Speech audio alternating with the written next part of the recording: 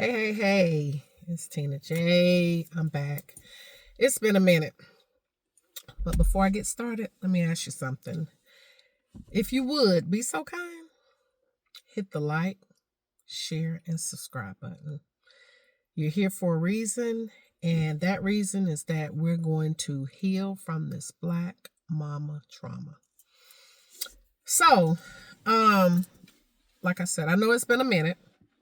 And I was thinking, and I had a similar conversation with a friend of mine about a week or so ago. And I was like, I really don't understand people who have the audacity, the nerve, the unmitigated gall, whatever you want to call it. They will ask others to support. And what I mean, like for me, in my case, since this is my channel, I'm talking about me. So I will have people that have asked me to support whatever endeavor that they had going on. May have been, I'm writing a book. I purchased a book. I started a channel.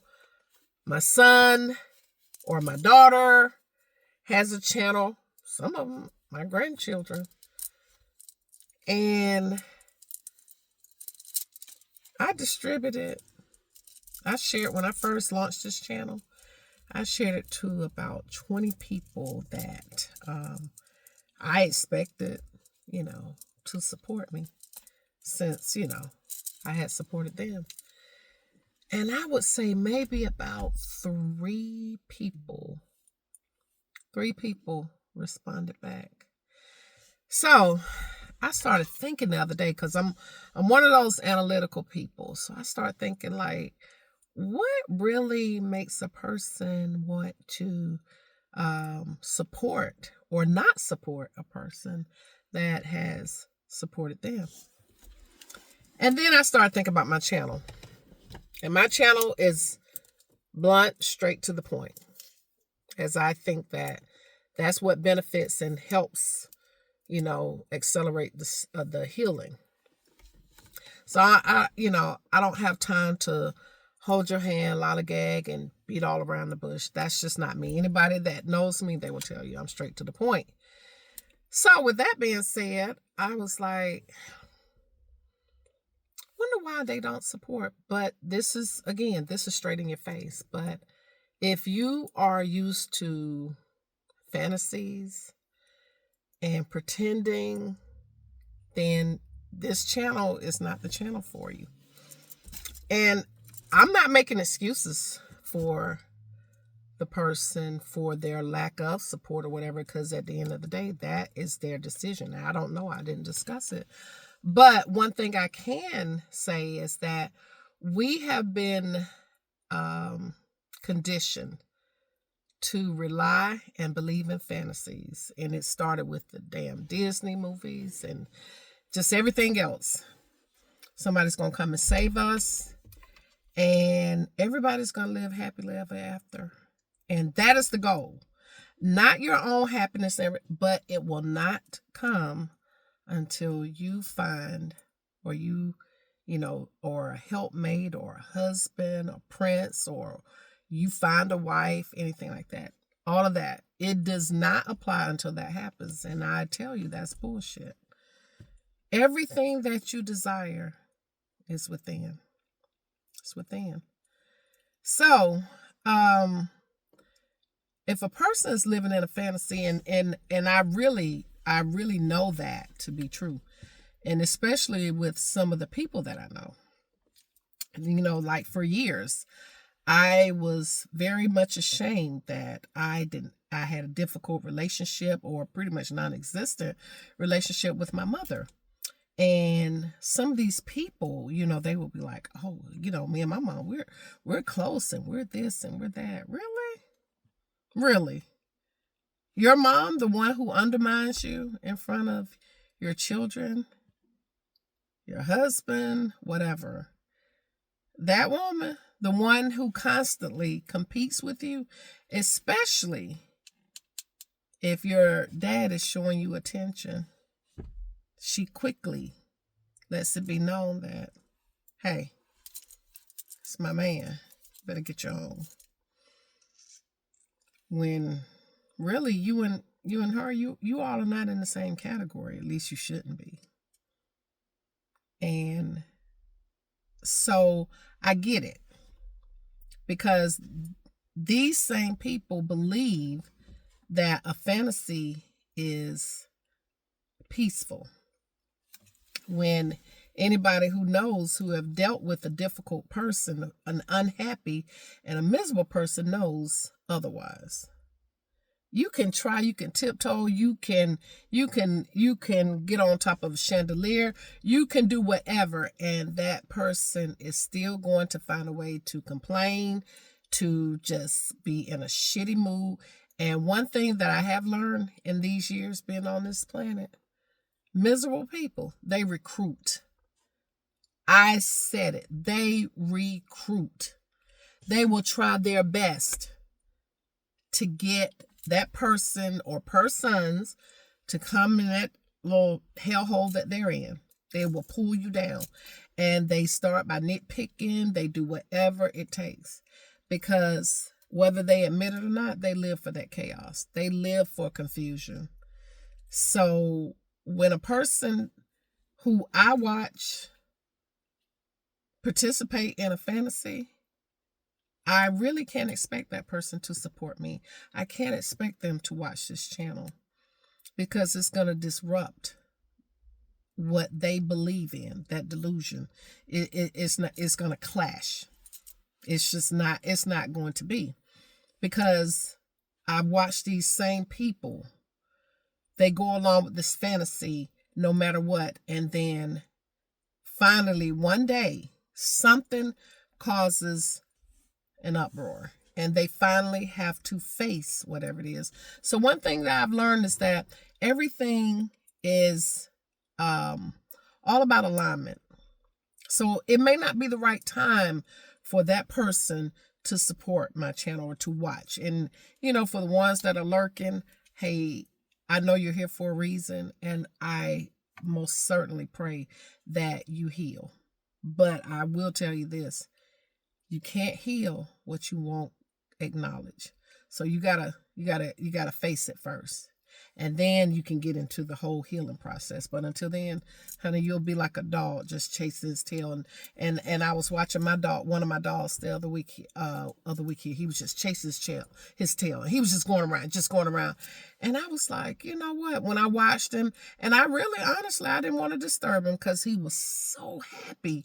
He was really attentive, and that was the best feeling for him. I could tell he was happy. And I said, you know what? I watch humans do the same damn thing. Hell, I've been that human. Especially when dealing with my mother.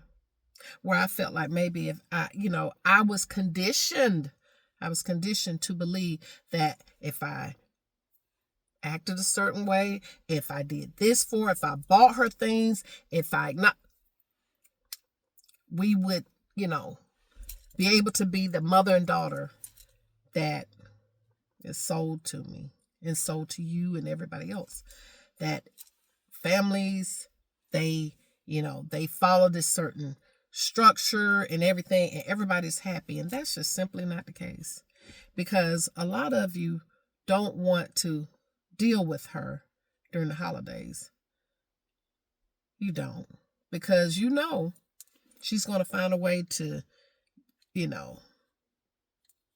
give you a nice little insult, coated with, oh, I'm just, I didn't mean any harm.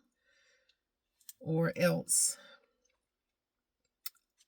knowing that you're tired and you're in pain, or you're just simply exhausted. And she manages to make it about her. And then pretty much, as I call it, becomes the travel agent for guilt trips. I mean, I just, I thought, I didn't want to bother you. I just thought maybe you wouldn't mind spending some time or doing this. And you're like, I just got off from working 12 hours, plus it took me 45 minutes. sitting in traffic to get home. I just want to get a nap. I can bring you whatever you're requesting tomorrow. And it turns into a shouting match, and you're like wondering how the hell we get here. So, back to that person. As I promised in my other videos, there's an upside to everything. Now, to that upside is that you can be thankful that you're not participating in that cloud of delusion that your friend is. Nope. You have finally decided to face things. They are what they are. And you know what? Heal from it. But first, deal with it. So, in order to heal, you must deal. Okay? So, what's the upside of that? Stop supporting that person. And if they ask, because more than likely they'll ask. And I'm definitely prepared to let them know. I just felt like, I assume that friendship is about reciprocity. That means you give and I give. So if I support you, I somehow believe that you should support me. And hell, you know what? Maybe you should consider your child isn't the best rapper or the best dancer or other things that people may not be interested in, but they're supporting you. So perhaps you could make the sacrifice and support them as well. And sometimes you're going to come across the people that are selfish, and then it's up to you to remember that, you know what? I don't have to compete for loyalty, for friendship. I give what I know that I should give as a friend. So therefore, I can expect that in return. And if you're not getting, then it's a deficit. It's not balanced. And anything that's not balanced needs to disappear. It's not going to work out. So, one thing about the fantasies, the people in the fantasies, they want you to go along with it because, again, in their mind, they believe that they are operating in peace. When you and I both know that is so far away from the truth. That's not going to happen. So, a lot of times, that's why, and I'll touch on this in another video, we have to be careful about the environments that we're in because we'll either repel or we start becoming like the people in their environment. And so that mother has been manipulative, overbearing, or downright just nonchalant when it comes to giving. And they decide that they're going to take on the attitude or the ways of their mother. So they're not going to support you, but they want you to support them. And that's where you come in and you remind them that, no, this is something that we both give to and we both take away from. That's what a friendship, that's what any relationship is. That's just how it has to be in order to survive and to thrive in a healthy way. So, again, you just let them know that you are not going to take on the role of them while they take on the role of their mother. And it's okay to let them know. Because a lot of times, those generational curses such as narcissistic mother, overbearing, whatever you want to call it, that's passed along to the children. And this generational curse just continues. It's definitely continuing in my family, but it stops with me as a parent. The other ones, what they do, that's their business.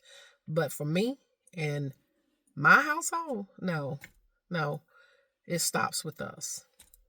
And I'm thankful. I'm thankful for therapy. I'm thankful for just being aware of my shortcomings and finding a way to improve and to change instead of remaining and complaining. So what you want to do, you want to realize that you don't have to compete. You don't have to give more. You don't have to just keep going until your tongue is hanging out of your mouth. You're going to expect what you give in return. You're going to realize that that is the way to have the most healthy relationship is to have balance in it. So you're not going to participate in their delusion and their fantasy. You're going to say, hey, this is not serving me. So whatever is no longer serving you, you're going to do away with. And let them know. And release them in love. That's what you do. But stand your ground. Expect what you give in return. I thank you for coming here. And you know what? Hopefully you gain something from this and you can apply it to all areas in your life, whatever it takes to make sure that you're better than you were the day before. Much love.